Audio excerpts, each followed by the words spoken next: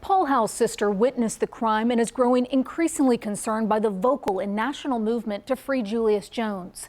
She worries big-name celebrities and social justice warriors, as well intentioned as they may be, will cause a major injustice for her family.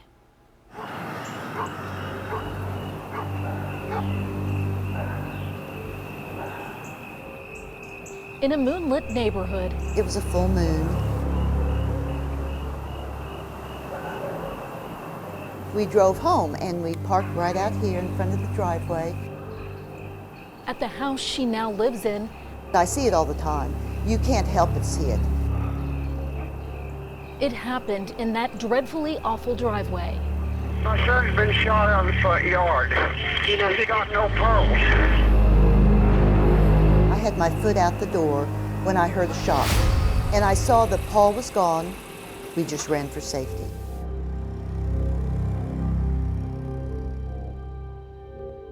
Megan Howell-Toby is taking cover from her brother's killer once again. Only now, more than 2 decades later, the threat is different.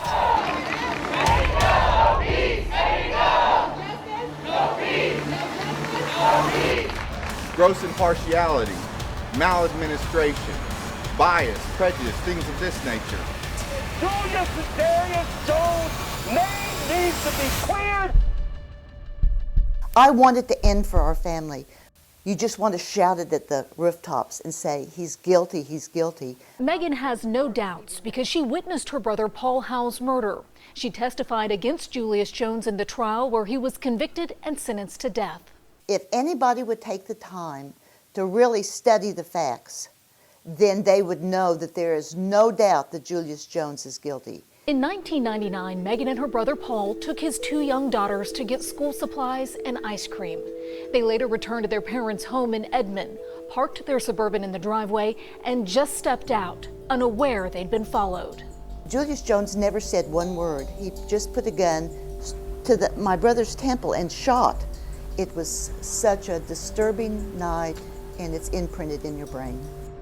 My mother was huddled over Paul. She was cradling and she was saying, please be alive, please be alive. But I knew he was already gone. Megan still struggles with flashbacks. The entire family has dealt with tremendous grief over the years. He was such a loving son, a great brother, and the best father you could ever know. Happy memories of her brother are still there, she says, but are often overwhelmed by the painful reality of his murder. How has it impacted your life? It's changed everything. For years, I didn't leave the house. You just have this fear inside you that something is going to happen. I keep the doors locked. I keep the alarm system on. But no lock, no alarm could protect Megan, much less prepare her for the all-out public relations campaign Jones has waged to avoid the death penalty. That he has a family that he can go to, a community that he can go to when he gets out, not if, when he gets out. And the more I heard about it, I just thought, nobody's going to believe this because it's not right. Because we had the facts behind us. We knew he was guilty. Sir, are you Julius Darius Jones? Sir, I have 1 warrant charging you with 3 crimes. Jones made far-reaching claims of innocence and maintains he was framed for the murder and given an unfair trial. And it just kind of took on a life of its own. And I still, to this day, don't understand why so many celebrities have gotten behind this. In recent years, Jones's supporters have released documentaries, issued petitions, and hosted rallies to free the convicted killer. I just wish these people would take time and realize how hurtful it is to our family. You know, they are re-victimizing us. Julius Jones is re-victimizing us. Jones, she says, was so brazen that he even sent her a letter from prison. The thing that was upsetting is he knew where I lived now. I mean, he was able to get a hold of me. It was almost like a threat, you know, you can save my life, you change your testimony, and I'll get out. And so after that, I really became scared. Megan says she expected the Oklahoma Pardon and Parole Board to consider her safety, as well as Jones's prison misconduct during the controversial vote on commutation. Instead, she believes the fervor of Jones's national supporters convinced the board to recommend his death sentence be commuted to life with the possibility of parole. I just don't think that they are being fair. You could tell by their Their expressions when we first went in there, it was disheartening.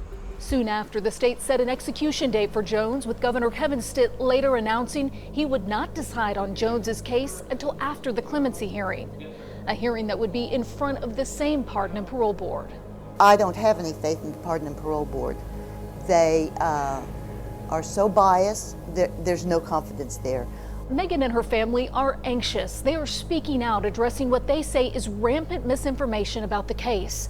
And they're also praying, hoping that the justice jurors imposed on Julius Jones 2 decades ago won't be undermined now. After 22 years, we just need some kind of closure. I feel for sure he will come, not necessarily after me to murder me, but he will come and find me. Jones's clemency hearing is set for next Tuesday, October 26th, with Governor Kevin Stitt getting the final say. Now, the Howe family has requested a meeting with the governor to share their concerns, but at last check, he's not set a time to talk with them. Lisa Monahan, Oklahoma's Own, News 9.